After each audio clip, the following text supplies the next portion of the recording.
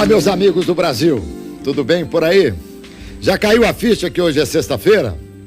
Meio esquisito, né? Sexta-feira com cara de segunda, com um trânsito menor que o de sábado. Que loucura, mas ufa, é sexta-feira. E eu vou conversar hoje aqui com a Débora Coriliano.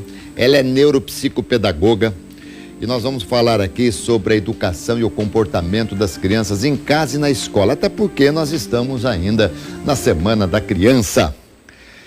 Querida, muito obrigado aqui pela presença, viu? Agradecer inclusive a Focali que nos sugeriu que falássemos, tudo bem? Seja muito bem-vinda, viu? Obrigada, é um prazer estar aqui, é um prazer falar de criança, de família, isso é muito bom. É bom demais, né? Aliás, eu dei uma olhadinha lá no YouTube, né? No canal que você tem no YouTube, e vou sugerir a muitas pessoas que se inscrevam, porque realmente é muito interessante, viu, obrigada. Débora? Ô, Débora, o seu nome é muito bonito, eu gostei. Qual é o nome completo mesmo? Meu nome é Débora Ramon Benvenuti Coriliano. Coriliano, Benvenuti, Ramon, Débora. Muito isso bom. Isso mesmo. Muito legal.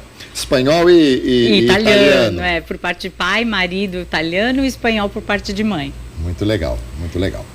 Bom, a Débora é neuropsicopedagoga, pós-graduada em psicopedagogia clínica e institucional e em neurociência da educação pelo IBFE, Instituto Brasileiro de Formação de Educadores. Professora no IBFE, nos cursos de psicopedagogia, inovação na educação e docência do ensino superior. Autora de livro Orientando Pais, Educando Filhos, pela editora Autores Associados. Aliás, é o nome do canal, não é isso também? Do meu canal é o nome do meu livro. É o nome do livro, é o nome do livro, Orientando Pais, Educando Filhos. Exatamente. Você poderia até acrescentar, orientando pais, educando filhos e puxando a orelha dos avós. Não, os avós são bênção de Deus. São bênção, né? Avô é tudo de bom. Pois é. Por que existe, assim, eu não sei, será que é o tempo que separa a criança, o filho, para o nascimento do neto, esse espaço de tempo aqui, será que pelo fato de nós vivermos tanto tempo com os nossos filhos muito maiores, já homens ou mulheres e tal, e de repente vem aquela coisinha assim, e aí durante todo esse tempo os avós querem descontar tudo? Como é que é? Olha, uma vez eu li um texto muito interessante falando desse amor de avô e de avó.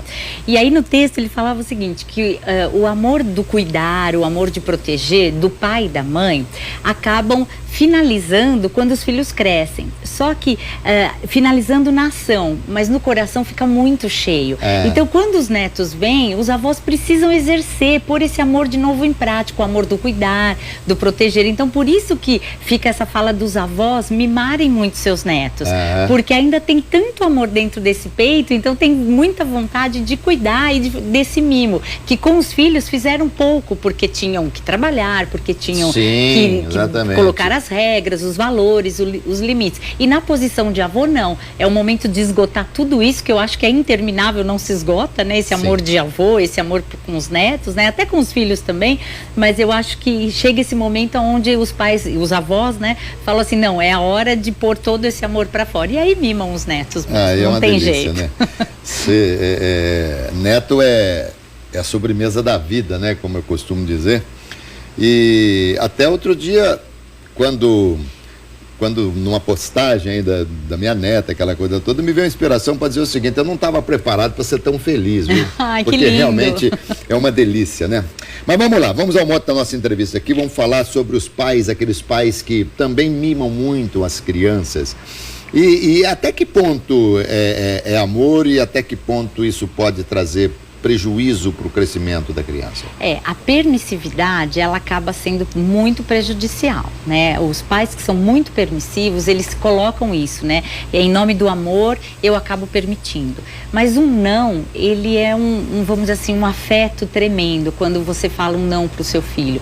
Você está ensinando nesse não, a hora que você coloca valores, regras, limites, você está ensinando tanto para a vida que é muito mais do que ser permissivo. Porque o pai que é permissivo, ele perde o controle da educação do seu filho, né? Ele perde a linha, a conduta que ele quer ter, preparar esse filho para a vida. Todo mundo fala, né, que educar é preparar o filho para a vida. E quando a gente trabalha com essa permissividade, a criança tem, assim, autonomias e responsabilidades que ela não está pronta para ter. Então, se eu deixo que meu filho com 4 anos use um tablet, fique o tempo todo fazendo aquilo que ele tem vontade e não seguindo o que ele deve fazer, que é brincar, se alimentar, dormir, e ele troca algumas coisas, essa permissividade vai fazer mal. Agora, desculpa, Débora, não, pode falar. É que você até você é apresentadora, entendeu? Então, eu sei que vez ou outra você me perdoa, eu vou ter que dar uma interrompida, porque você a entrevistada é maravilhosa. A gente faz uma pergunta só, não precisa fazer mais nada, fica aqui, você desenvolve tudo, né? Obrigada. Mas me fala uma coisa, a partir de que idade a criança entende o que é não? Olha, o não, ele pode vir sem ser falado. Tá? Então vamos pensar numa criança de 2 anos, por exemplo, uma criança pequena. O não para ela tem que vir com um contato físico. Mas esse contato físico não é um contato físico de agressividade, de bater, beliscar, nada disso. Então eu não quero que ela mexa nesse copo. Tá. Então eu vou chegar e falar, filha, nesse copo não pode mexer, tem que ficar aqui. Aí ela vem, lógico, e vai mexer. Nessa hora, não adianta eu falar 50 vezes o não. Eu tenho que ter o contato físico de pegar e falar, agora você vai brincar pra lá. E levá-la para brincar em outro lugar. Então, porque esse não, só dito por uma criança de 2 anos, ela não vai entender. Tem que dar uma alternativa. Tem que dar a fala do não e a ação do não. Entendi. Né? Então, o concreto para a criança de 2 anos, ele é muito importante. Porque senão eu vou falar 50 vezes não. E aí, na 30ª, eu vou estar batendo, eu vou estar ficando nervosa. E a criança vai estar chorando. E a criança vai estar chorando com certeza, porque ela quer. Então, se ela não pode mesmo, né? Então eu tiro, filha, então agora nós vamos brincar lá, olha lá o seu brinquedo e tal. Já coloca alguma coisa para desviar a atenção. E desvia a atenção e tal. Ela brincou 10 minutos, volta para pegar o copo. Aqui não é o seu lugar, aqui você não pode brincar. Vamos lá onde você pode brincar. À medida que a criança vai crescendo, você para a ação física e aí você sobe com a fala. Bom, mas nesse momento, então, nessa idade que vai se estender o quê? Até uns 3 anos, alguma coisa assim? Isso, por aí. De 2 a 3, 3,5. Ou não, mas tem que ter ação física também. Isso, mas não é uma ação física, é importante coloca falar. Pra lá e tal. Que não é uma ação física de brutalidade, Sem não pode dúvida. bater, não pode, desrespeitar a criança. É uma ação física de contato carinhoso. Vem cá com a mamãe, vou te mostrar uma coisa bem legal para você, que você pode fazer. E leva para outra ação. Atualmente a expressão que eu mais ouço em casa não é bem vem cá com a mamãe, é vem cá com a vovó. Mais ou menos isso que eu ouço em casa. E castigo? A partir de que idade você pode dar o castigo e como é que se dá o castigo para a criança? Então, essa palavra castigo, ela é tão pesada, né? Porque castigar, ela vem aí com uma bagagem de judiação, de maus tratos, disso. A gente tem que pensar primeiro por que eu vou ter que aplicar esse castigo. Sim, vamos lá. Né? Então, qual o motivo de eu aplicar um castigo? Então, se é uma criança de 2 anos que está descobrindo o mundo, ela vai mexer porque ela precisa dessas informações. Então, eu não posso castigá-la porque ela mexe em tudo, porque ela fuça em tudo. Eu tenho que orientá-la, eu tenho que tirar algumas coisas do lugar, eu vou ter que tirá-la também de alguns lugares e tal. Então, para essa idade, o castigo, ele não faz efeito. Existe uma linha aí falando assim, a criança tem que ser castigada, né? Nem gosto de falar isso muito, mas assim, no tempo, se a criança tem 5 anos, fica 5 minutos sentadinha no cantinho. Eu sou super contra isso também. Vou gerar uma polêmica aqui, viu? Vai ter gente que vai falar que eu não tô certa, mas eu acredito muito, eu já pus isso em prática com pais que eu faço orientação no meu consultório. Então, assim, pensar 5 minutos, se a criança tem 5 anos, não vai fazê-la mudar a atitude, sabe? Se você fizer alguma coisa errada no seu trabalho, o seu chefe vai chegar e falar, olha, senta ali e fica o número de idade que você tem sentado pensando no que você fez. Você vai pensar 30 segundos, você vai falar, nossa, pisei na bola, não devia ter feito aquilo errado. Os outros minutos, você vai falar, assim que eu puder sair dessa cadeira, eu vou fazer A, B, C, D, vou curtir minha vida, seja lá o que for. Então esse negócio de ficar sentadinho pensando, bobagem. Nada. O que você pode fazer? a criança fez alguma coisa errada. Por exemplo, foi mal na escola, tirou notas baixas, não está se comportando na escola adequadamente, não estuda, não quer fazer a lição de casa, tal. Então o pai vem falar, eu quero castigar. Normalmente o pai vai tirar o eletrônico, primeira coisa, vai tirar tablet, vai tirar tal. Se tirar o tablet, traz esse 10 para esse aluno que está precisando de nota, eu ia falar, legal. Fez bem. Muito bem. Mas quantos pais que tiram esse tablet e nada acontece? Então, a punição, ela tem que vir de acordo com o delito. Se ele não estudou, não está fazendo lição, qual vai ser a punição dele? Ter mais tempo para estudar. Um tempo monitorado. Ele bagunça o quarto dele, ele deixa os brinquedos todos jogados, eu tenho que brigar muito para ele recolher os brinquedos. Qual que é o castigo? Você vai brincar com menos brinquedos. Então, se você dá conta de guardar só 2, todo esse resto eu vou colocar numa caixa e quando você quiser brincar com mais, saiba que você vai guardar mais. E aí você vai ensinando e não só castigando, porque tem crianças que se acostumam com o castigo, que olham para mim e falam, mãe, já sei, eu tenho que ficar lá no meu quarto. E vão, e sentam e ficam. E isso não muda a atitude da criança, só resolveu instantaneamente. Muito bem. É natural que filhos únicos sejam mais mimados, não? Eu não chamaria de mimados, eu chamo de realidade, porque eles moram numa casa onde o quarto é só deles, os brinquedos são só dele, os pais são só dele, e aí ele acaba assumindo essa postura de que o mundo mais tempo vai girar ao meu redor, para depois perceber um outro na relação, que aí é quando ele vai para a escola, quando ele cresce, quando ele tem outras pessoas nessa relação. Ele fica normalmente acostumado a esse mundo ao redor, que é para ele. Né? Então, normalmente a avó é para ele, o avô é para ele, o pai é para ele. E aí a escola, nesse ponto, favorece bastante. De que ele perceba o outro na relação e que perceba que ele tem algumas coisas que devem ser divididas. Ô, Débora, claro que eu não vi todo o seu canal, né? Mas tudo isso que você está me falando aqui, você fala no seu canal também? Falo, tem vários vídeos sobre esses temas do que nós estamos falando aqui. Tá, muito interessante, porque convém até a pessoa, por vezes aí, entrar lá no canal, acompanhar, porque é importante a gente ter uma opinião abalizada de uma pessoa assim, com toda essa bagagem para falar. E, por exemplo, existe uma idade onde ali se começa a formar efetivamente a personalidade da criança, ou isso aí vem desde a vida já intrauterina? A personalidade se forma até os 7 anos de idade. Até os 7 anos. Então, todos os valores que você quer passar para o seu filho, toda a parte da educação que você quer passar, os exemplos, como se fala assim, a postura da família, o perfil familiar, isso tem que ser passado aos 0 a 7. Porque depois dos 7 aos 11, essa criança vai experimentar esses valores, né? Vai experimentar essa maturidade dela, vai experimentar o que ela aprendeu fora de casa, no convívio escola, família, um clube que ela frequente, uma igreja.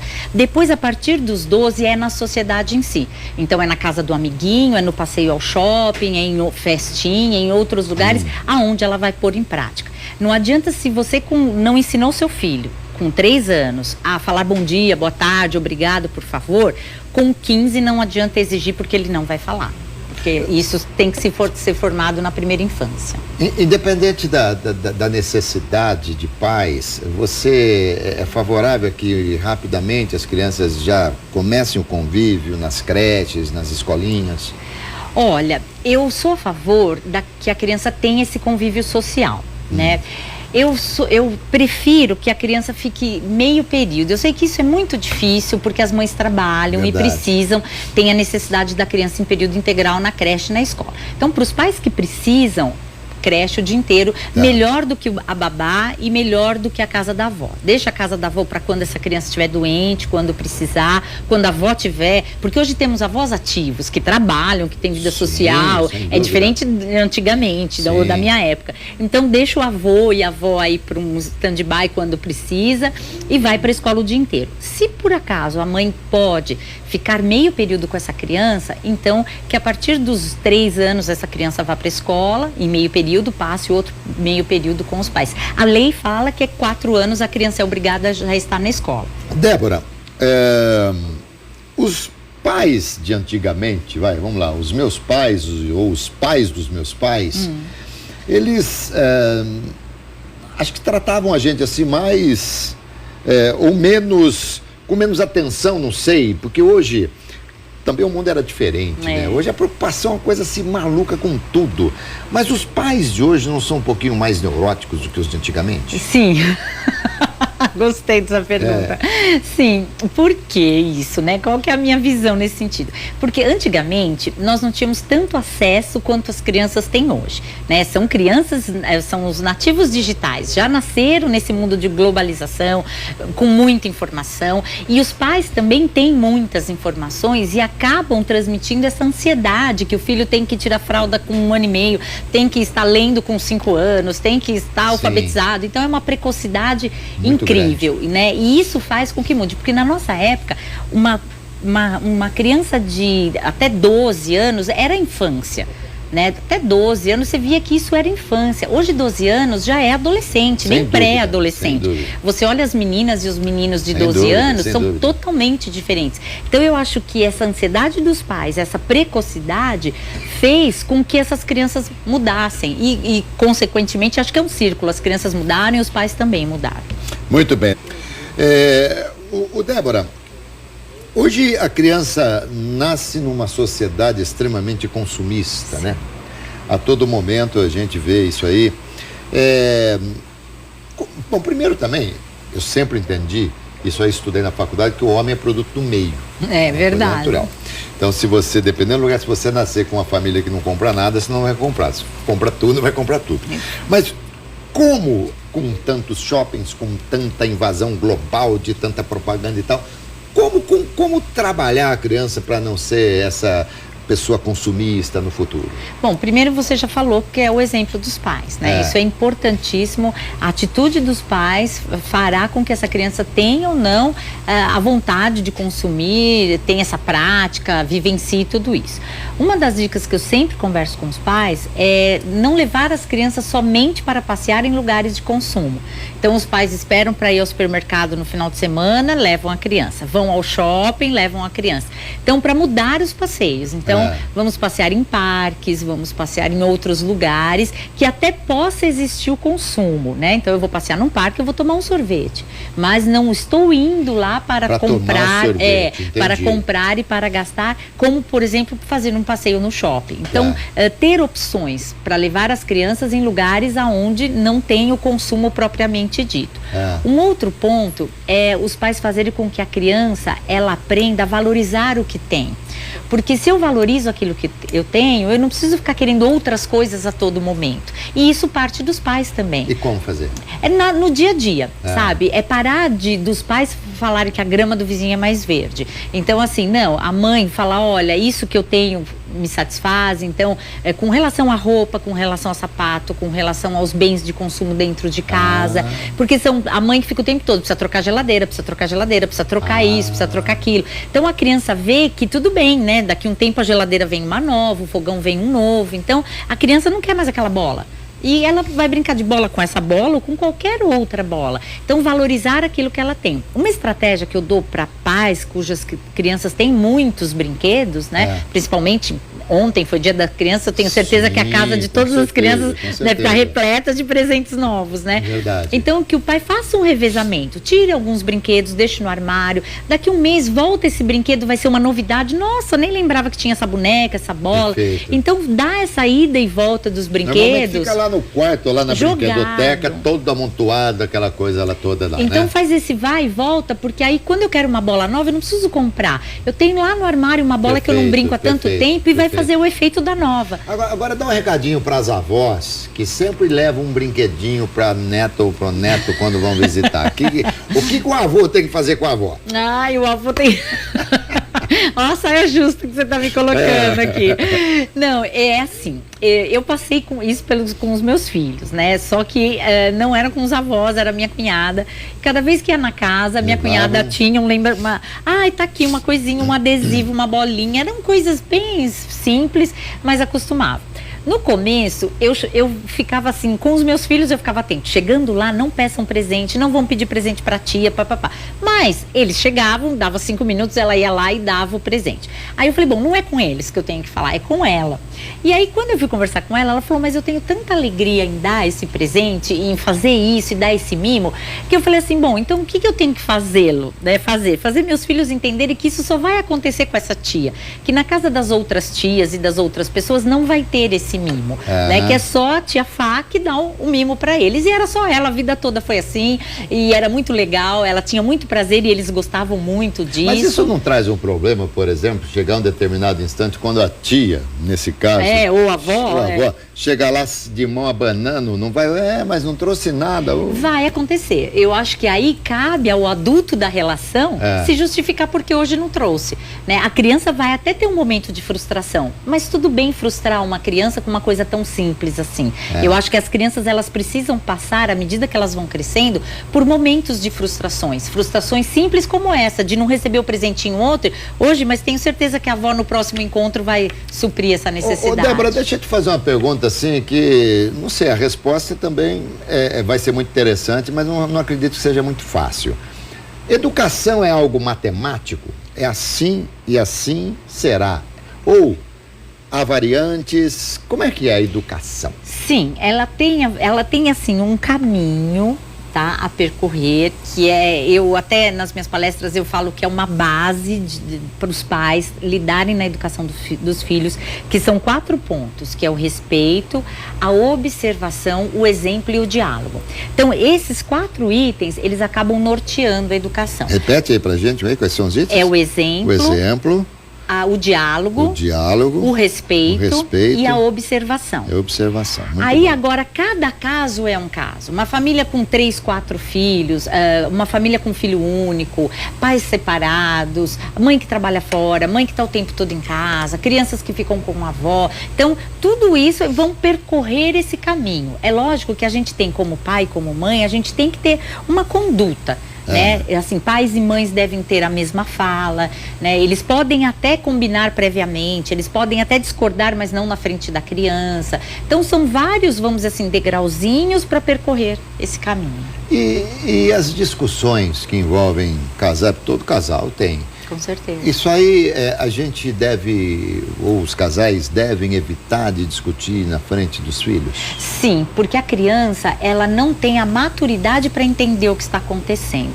Muitas crianças, quando veem os pais discutindo, se culpam.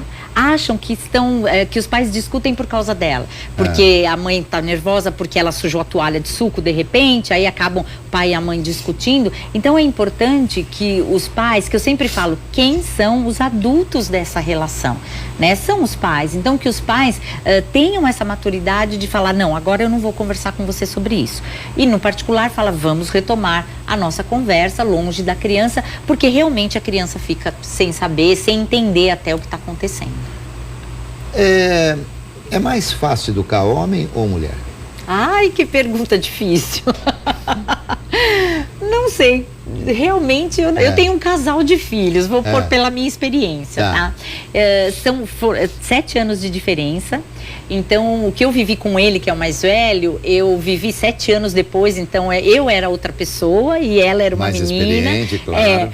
Então, eu vi que foram momentos diferentes, né? Então, eu não vejo assim que o menino é mais difícil ou a menina é mais difícil. Eu acho que cada fase do filho tem a sua dificuldade, independente se menino ou menina, né? Algumas mães olham pra mim e falam, nossa, eu tenho uma filha de 3 anos, 2 anos, tal. É uma fase terrível, porque eu não durmo à noite, porque eu tenho que ficar o tempo todo ali toreando. Já escuto a mãe de adolescente que fala, nossa, agora ele tá saindo pra começar a embaladinha, aí eu não durmo também, tal. Mães de jovens de 18 anos, nossa, agora ele pegou o carro. Então eu acho que a dificuldade não está se é um menino ou menina. Eu acho que a dificuldade está na fase em que a criança e a família se encontram. Agora, o segundo filho dizem, né, que o primeiro é muito mimado, então o segundo filho a gente já tem mais, sabe como tratar e tal, né, mais a nossa conveniência. Eu acho que a gente já está um pouco mais seguro, né, mas são experiências diferentes. Eu falo até que mãe de gêmeos também passa por experiências diferentes, porque eles podem ter muita semelhança física, mas comportamento, personalidade acabam sendo crianças diferentes. Diferentes, né? E que bom, né, que são diferentes. Lógico. Eu sempre penso isso, Isso aí é uma coisa assim muito interessante. Agora, se equivale, eu vou dizer alguma coisa sobre essa história de não dormir. quando os filhos estão nas baladas, estão saindo e tal. O que é que adianta você não dormir? Você fica mais preocupado. Só isso. Mas assim, é claro que você tem que saber onde está, com quem está, como vai voltar e tal. A partir do momento que você tomou todas as providências prévias, daí para frente durma, porque não é você ficando acordado que vai preservar e que vai mudar a situação. O que tiver que acontecer, vai acontecer. Eu concordo com você. Então, eu vou dizer uma coisa a você, eu demorei muito para convencer a minha esposa a dormir quando os meus filhos estavam fora, porque eu realmente dormia. Claro que se alguma coisa dormir, você está sempre na espreita. Estado de alerta, Lógico, a porta mexeu, eu sou assim também. Essa coisa toda. Mas não vai adiantar nada, porque é o seguinte, ele vai pra balada, ele aproveita, ele faz tudo que tem que fazer, chega em casa, você não dormiu nada, ele dorme que nem louco, você tem que levantar para trabalhar. É verdade, é bem isso, concordo com você. Continuamos aqui com a Débora. Ô Débora, a gente falou de Sanasa, falou de água e tal. Piscina é um caso sério, precisa tomar um cuidado, não? Muito grande, muito. Porque criança adora água, né? É verdade. Agora, e os pais? Você aconselha, por exemplo, claro que tem que tentar fechar a piscina ali, isolar a piscina, ou com aquela capa que as pessoas podem até andar em cima, tá? Ou fechar com um guarda-rail ali, alguma coisa assim. Mas é importante que desde criança, desde pequenininho, já se coloque a criança na natação para aprender a nadar, para numa eventualidade até de repente sair da piscina, alguma coisa? Sim, até porque para a criança trabalhar não só essa questão do medo, não só essa questão da criança ter as possibilidades de se cair numa piscina, souber ali se virar para sair ou para ficar com a cabecinha fora da água, mas quando a gente fala da saúde e do aspecto motor, eu dou aula também na psicomotricidade, no curso de pós-graduação. E a gente... Você é prendada, hein, moça? Que coisa, hein? Muito bom isso aí, é verdade. E a natação, ela traz um desenvolvimento de habilidade motora para a criança muito grande. E que essa habilidade motora da natação na infância vai fazer com que ela tenha muita tranquilidade depois na época da escrita, na época da leitura, na época do brincar, do se equilibrar. Então, a natação realmente é importante. Por questões de segurança, para a mãe ali ter essa segurança da criança, né? Para poder ensiná-la a ficar com o contato da água. Trabalha o medo também de crianças que têm medo de afundar a cabecinha. Então, e não só, isso aí uma vez me falaram também, que a natação, ela não só tira o medo da criança da água, como também tira o medo da criança para várias outras situações. É verdade, ela aprende a enfrentar. Isso mesmo, faz com que a criança acabe enfrentando. Então é um exercício de enfrentar o medo e que, como eu fui capaz de fazer tal coisa, enfrentar o medo da água, eu me vejo inconscientemente capaz de enfrentar os outros medos. Pois é. Olha, me fala aqui, temos duas coisas que eu quero que você fale. E de repente a gente combinou de falar no final da entrevista, mas pode passar e eu não quero que passe. Você falou que vai ter um curso para pais, é isso? Isso, o IBFE, ele vai abrir agora em 2018 uma pós-graduação para pais educadores. O que é essa pós-graduação? Qual é a ideia, né? A ideia é dar consciência aos pais das fases do desenvolvimento da criança, da fase não só física, mas emocional, trabalhar valores para que os pais conheçam dentro de cada fase como agir e intervir para que a criança tenha um desenvolvimento pleno. Então, eu sou a coordenadora da pós, vou dar aula nessa pós também, e nós vamos trazer vários profissionais de várias áreas para ajudar os pais. E não é só para pais, é para pessoas que trabalham na área da educação e que lidam com famílias. Porque eu falo assim, a gente sempre faz cursos, a gente vai se aperfeiçoar no nosso trabalho, né? Eu tenho certeza que você estudou muito para estar hoje aqui fazendo o que você faz, como eu também. Sim. Só que não existe um aperfeiçoamento para os pais. Então eu falo, se um casal tem um filho de 2 anos, eles são só há 2 anos pais. Sim, né? Eles não têm, pouca, ele né? pode ter 35 anos de vida, Sim, mas ele é um pai de só 2 anos, né? Então esse curso vem justamente para ajudar. Então, para fazer com que o pai converse com outros pais, nós vamos ter alguns debates, vamos falar da orientação educacional dessas crianças, a parte pedagógica, né? Qual linha pedagógica, que escola eu vou escolher para o meu filho. Muito legal. E uma então, gama isso de aí vai ser oportunidades. quando? Em 2018, as inscrições começam a partir de novembro e o curso começa em março de 2018. Bom, depois nós vamos colocar no rodapé do vídeo aí o seu contato, então as pessoas que quiserem saber mais sobre isso pode entrar em contato. E a outra coisa é uma palestra que você vai fazer, a palestra? Isso, é um bate-papo com os professores, né, em homenagem ao Dia dos Professores, que é dia 15, né, 15 de outubro, no Shopping Iguatemi, na Saraiva do Shopping Iguatemi Campinas. Vai ser no dia 18 às 19h30. A palestra chama Aprender a Aprender, que é um olhar do professor para si mesmo, para o seu aluno e para as famílias, porque não dá para desvincular a criança da família. Muito bom. Gozado que você falou, né, de pais que de repente, por exemplo, meu filho tem uma experiência de 2 anos como pai, mas eu já estou aposentado de pai, sabe? O governo precisa lembrar que eu tenho mais de 35 anos aqui de experiência de pai. 2 assuntos que eu quero falar com você que ainda vai dar tempo. Primeiro que é sobre o tablet, o smartphone e tal, que as crianças parece já nascem, né? Sabendo, e segundo, sobre essa época do ano que é importante, aquelas crianças que ficam em recuperação na escola e tal. Primeiro, repreensão nesse momento, acho que não, né? Não. Carinho, né? Carinho. Na época da escolar, essa época de conflito, onde a criança tá aí pendurada, se vai passar ou não vai passar, eu acho que agora não é hora de brigar, agora é hora de ajudar.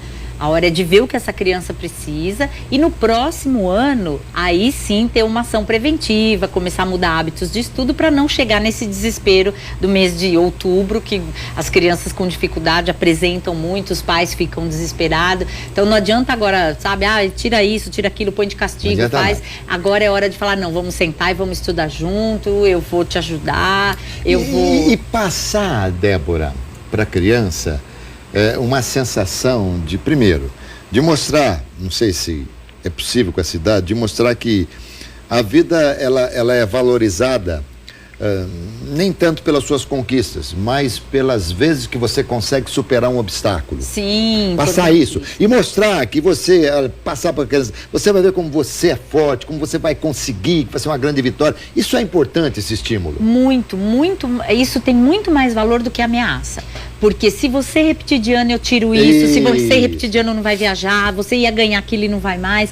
Então, a criança vai estudar pelo medo. Agora, quando você motiva, a criança vai estudar porque ela quer até mesmo se perceber se é capaz. Sem dúvida. Então, ela vai se arriscar nisso de falar, não, eu vou dar o gás mesmo aqui, porque eu quero estudar e quero mostrar para minha mãe que eu posso e quero mostrar para mim mesma. Às vezes, até inconscientemente. Agora, quando vem ameaças, quando vem punição, normalmente a criança vai se retraindo, tipo, eu não vou dar conta mesmo, e depois, se você fizer uma ameaça muito forte, de repente, quando a criança percebe que não vai conseguir, aí passa a ser um monstro aquele medo que ela passa a ter. E ela desiste.